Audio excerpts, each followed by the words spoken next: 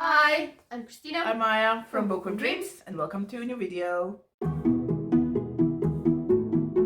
So, as in October, we realized we talk a lot, and we are again splitting our wrap up into two parts. So, in this one, we're going to talk about the big three readathon. So, enjoy. So, the next 4 books we're gonna talk about are the books that we mentioned in our TBR for the yeah. None of this is on the TBR. I just realized. Yeah. And that is the big 3 readathon. Okay, we'll just stop for the sirens. This is when you live next to the fire station, the ambulance and police station is like below. Yeah. Okay. So the big 3 readathon, we'll link the TBR somewhere so you can check it out, because for the life of me I can't remember who did it and why. I think it was Rommies Digest. Yes, something Christine like that. and Mo from Rommies Digest, and like a bunch of other people. So just, we'll put everything down below. So basically we were supposed to each read 3 books. We both failed. Yeah. So I'll just start with the first book I read, which, just like me, of course I didn't prepare. I'm sorry. So I finally read a Victoria Schwab book that I actually liked. Ooh, that's always good. Yeah. So I read A Darker Shade of Magic. This is the first book in the,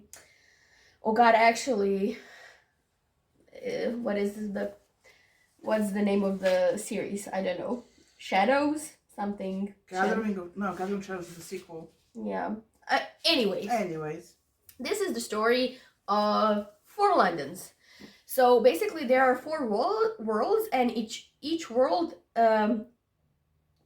has a London. And we have our main character, Kel, who is one of the very, very few people that can actually travel between these Londons, and he names them according to color. So our human London is Grey London, his London is Red London, and then we have White London and Black London, which used to exist, but magic ate it up, basically. And we follow Kel as he is kind of duped into taking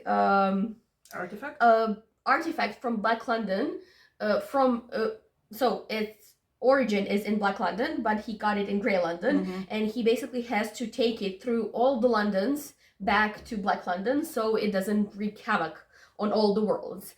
And while doing that, he meets Delilah Bard, who is basically my favorite character of the series so far, and like she is the series, not Kel. Delilah is the series, and like Delilah is awesome and great, and she wants to be a pirate, and she's so cunning and like capable, and like just she's awesome. And I have like an inkling that she is more than like everybody's talking. She read this and she doesn't want to tell me. Even better, I'll see if I'm right, I don't know. But anyways, I really, really, really loved this. When I started reading it, like it was at first like slow because it starts with Kel, and then when Delilah got there, I was like, okay, I'm in it now. And just I flew through it. So yeah, definitely I love this. Cool. So yeah, finally. Alright, so the first book I want to mention I read The Fellowship of the Ring by J.R.R. Tolkien. I love how every time I have to look, even though I know that it's by J.R.R. Tolkien. So basically, like it's automatic. I know it is because I usually don't know. So this is book 1 in the Lord of the Rings trilogy, and I read this one because Andy Serkis, who is an actor and who played Gollum in the Lord of the Rings movies, read the book, and that was like my main motivation for reading this, because I knew that I wasn't going to really enjoy it either. I wasn't even going to finish it if I had to read it like normally with my eyes. So I almost wrecked everything. So I read this when I was in high school. I was very much under the influence of the movies, and I gave it high stars because I was like, oh my god, it's so like the movies, but not. So reading it now, I gave it 3 stars because I understand this is the pillar of fantasy. I understand all its, accolades that it deserves and everything, because the world building for the first book in fantasy genre is amazing. Really, the culture, the everything. But right now, in the 21st century, reading all the fantasy that we have read, basically stopping the plot so you can listen to songs every 3 pages is not something that I enjoyed. And I just basically, the first third was so slow. It took them literally 30% to leave the Shire. Like, you have to leave the Shire. Oh, sorry. This book is about Frodo Baggins. He's a hobbit, and he has to take a Ring of Doom to Mordor, which is far away from his home. And he does it with a company of 8 other people. So we follow Aragorn, Boromir, the other 3 hobbits, Merry, Pippin, and Sam, Legolas, and Gimli, and Gandalf. So basically, it took them 30% of the book to actually leave the Shire. You have to leave to go on this dangerous mission. Yeah, I'll go. Let's have another party. Let's listen to some songs, whatever. Finally, they leave, they meet Strider, and then stuff happens. But the poems, I understand. I mean, it's okay. I can understand its like value and everything, because it is quite amazing for a person to come up with such a huge world and so many races and so much history of the races and culture. Basically, the author invented so many things, and it's really great. But for me, who lives in the 21st century and really likes action in their books, I really liked the last third of the book, which, because it had no poems I mean, when they were leaving Lothlorien, it was like, oh my god, let's first, Galadriel gives them gifts, great. Let's have another song before we go on our boats. They start the boat, and then like 5 minutes into their boat ride, oh, let's stop, Galadriel is there, right? Let's hear another poem about the world ending and the elves leaving the... So yeah, I mean, and also it ends really abruptly. I know in the movies we have sort of a more rounded ending, so because we've sort of set all our other characters on a different path. Because in the movies you see the Merry and Pippin taken by the orcs, and how Gimli, Legolas, and Aragorn are going after them. You see what happens to Boromir. I don't want to spoil it for people who haven't read the book. And you see where Sam and Frodo go. And in this one, basically it's just, let's go find Frodo because he left. And then basically Sam finds Frodo because he knows he's going for the boats. And then, okay, you're coming with me. The end. And I was like, wait, the book ended? What happened here? So it did not leave me like a strong desire to immediately go read the second one. So not sure when I'll get to the second one. But I do want to, because Andy Serkis did a fantastic job with the audiobook. Definitely recommend the audiobook. But the inside my sister asked me, is he singing when the poems go? Well, he kind of is singing. It's like, I just, skip. Usually, I remember when I was reading this in high school, I was like, okay, let's skip these 3 pages of poems that I have to go through to finish the book. So yeah, this is my first book that I finished for the readathon. What's your second book you finished? My second book was Black Witch Magic by Mila Nix, which I literally finished like 30 minutes ago, since we're filming this for a long time. But like basically I finished it immediately before filming. This is a romance novel by a POC author. I think this was independently published. What's the trope? So basically, this is the story of Celine Blackstone, who is a witch, and Aidan, who is a paranormal investigator and believes in absolutely no paranormal things. He is the skeptic. So he has a show on UTV, which I absolutely, that's one of the things, it was the most hilarious things ever. You had UTV, Instapixel, I found that really funny. Basically, he has like a show with his best friend Eddie, and Eddie is the believer. He believes in the paranormal, and Aidan is like the skeptic. And so like they have this like great banter between each other. So like their show is popular, and for their 50th episode, they come to Brimrock. I think it's Brimrock, where actually Eddie's family lives. And they're trying to find out about Celine's grandmother, Luna, who is kind of this evil, like historically what people say, she's like this evil witch that killed a man and like stuff like that. So we follow basically Aidan and Celine as they meet each other, and they're both kind of book nerds. They like their privacy. They're actually introverts, both of them. They don't like, company, a lot of company, like Aiden is very like very much a Grinch, because this is also like, I didn't even know this is a Christmas romance. Everything happens during Christmas and New Year's Eve, so like in that like span of like maybe 2 weeks. So yeah, and like stuff happens. Basically everything starts off as the guy who Celine was supposed to go on a blind date with doesn't show up because he ends up in a coma, much like the guy who grandma killed. All right. Her grandma killed. Okay. Supposedly, like nobody actually proved it, and like basically the entire town is not after her, but you know, they shy away from her. They don't want to talk to her. Like she works in the library, and her like employer is like, I'm watching you, I know what you are, you know, like very negative feelings. And like you get immediately in the start that like a curse was set on her family, like all the females, because of her grandma, are cursed not to have any happiness in love, and are cursed to stay within the like limits of Brimrock. Like they can leave the town physically. All right. Okay. So Celine is like in this kind of life, and like their banter is awesome because it's very like one-liners, very sarcastic, you know, like dry humor, and like they vibe very well. Like their chemistry is awesome.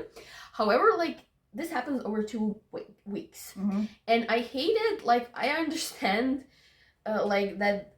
Like Aiden, for example, is an introvert, and like I know they need their space, but he kept like he was at his like best friend's family's house, and he kept like ditching them for everything. He didn't want to go to dinner, he didn't want to join like anything. He just kept ditching them, which okay, I get it, you are not like that, but you can like force yourself, maybe like just one dinner, have be one polite and, like be polite and have one dinner. And he was like, oh, no, I'm tired, this and that, and like it's a small town, and at the end, like the aunt whose house is that, she literally kind of attacks him, like, this is not fair what you're doing, like we're trying here to make you feel as comfortable as possible, and you're not, and you're just like completely ignoring us. And he actually leaves to go to a hotel, like, which I found like very like I don't know, it felt a bit mean, to be fair,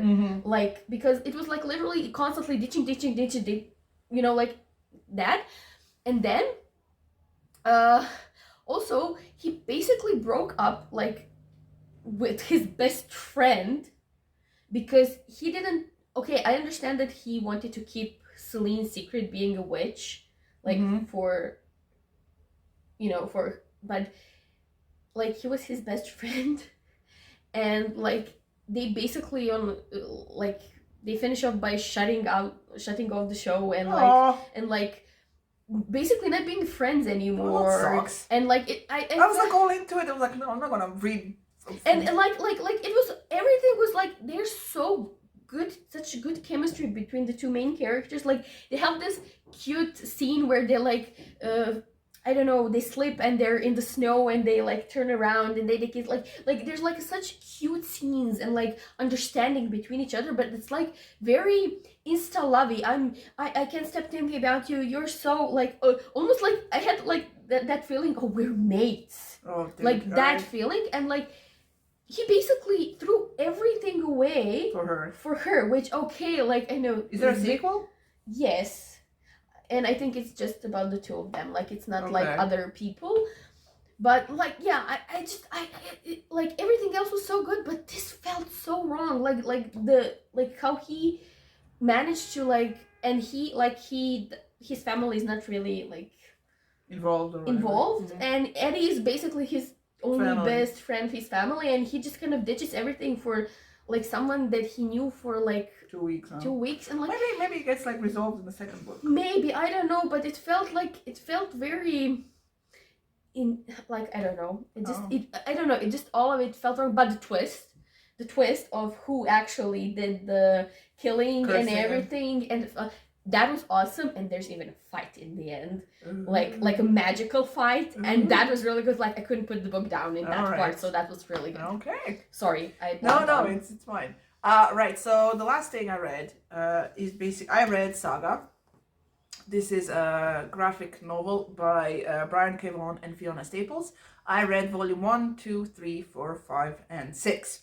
After I think volume 3, I sent you a message. So Yeah. This is weird. I don't think I want to continue with this because it was. So basically, we follow these two characters, Marco and Alana. Alana. Thank you. And they are two different races which are in war. They have been at war for a really long time, and they get together and have a baby called Hazel.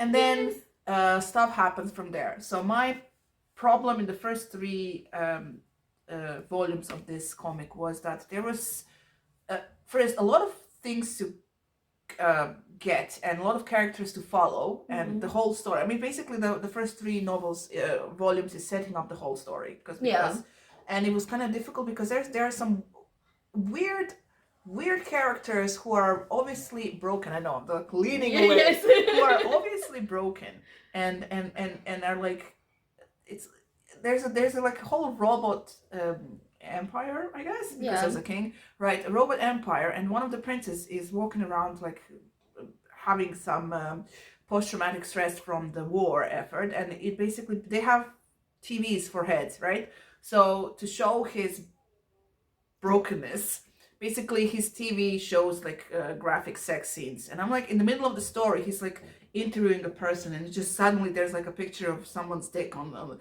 I'm like, how is this like it was so weird, and I was like, okay, I'm not sure if I'm going to continue. But then I read volume 4, and then finally stuff starts happening, like enemies get together to work together to find out stuff and things, and so much stuff has happened.